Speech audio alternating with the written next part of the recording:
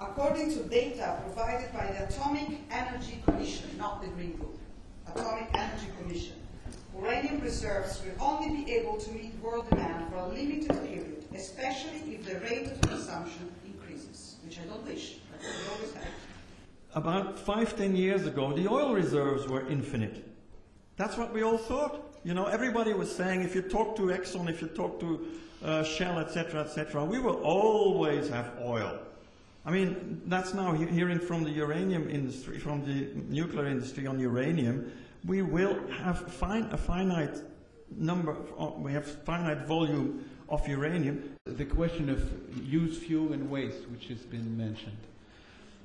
Today, this is usually called nuclear waste, but in fact, the used fuel which comes out of the reactor is not really waste, because when it is reprocessed, it still contains 97% of fuel which can be recuperated and recycled.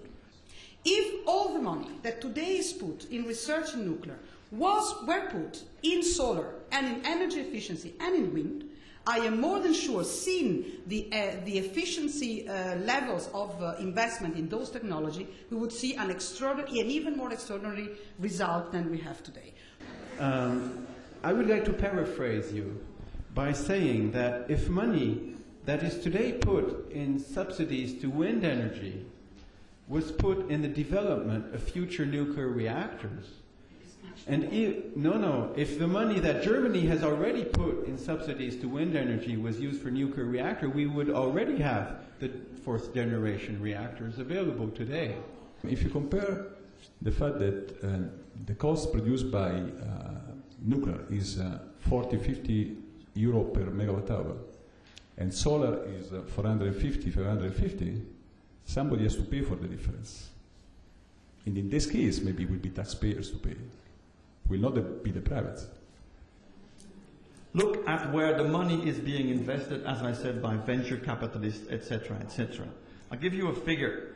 Global investment in renewable energy surged from 60% in 2007 to 148 billion.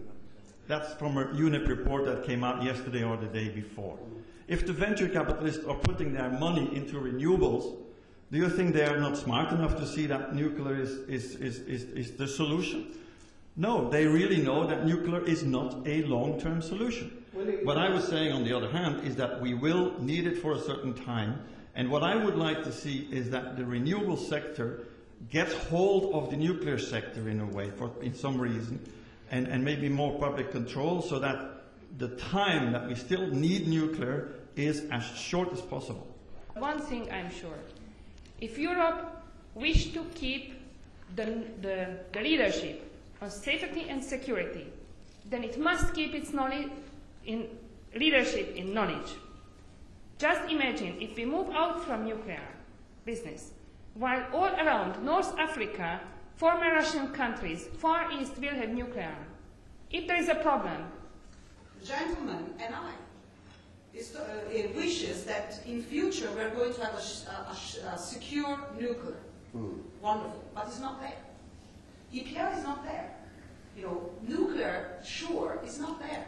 And the building of third generation plus, whatever it's called, which are allegedly surer and nicer and everything, is, as it was previously said, extremely costly, late. So the point is that you need a lot of time of research and a hell of a lot of money. How much money do we need? For me, that's a completely irrelevant question. We have so much money in this world, which is being used for completely wrong reasons. Iraq war, need to say more, Afghanistan, etc., etc. All that money that's being used there, we could use for a real energy policy, which the EU doesn't have, by the way. You hear and you listen in the newspapers a lot of different sentences which seems to be completely contradictory. They are not contradictory, but they are taking into account different aspects of the problem.